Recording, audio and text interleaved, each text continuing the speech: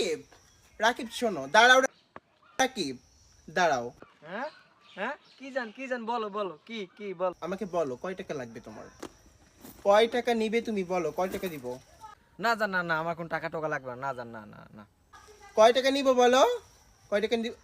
আচ্ছা জান, তুমি যখন বলছো আমার 500 টাকা হলেই চলবে জান, 500 টাকা দাও। মাত্র 500 টাকা চাও তুমি আমার কাছে? হ্যাঁ জান, হ্যাঁ 500 টাকা হলেই আমার চলবে জান।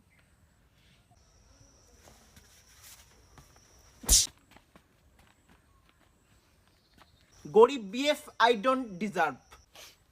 জান তুমি আমাকে গরিব বলতে পারলা জান।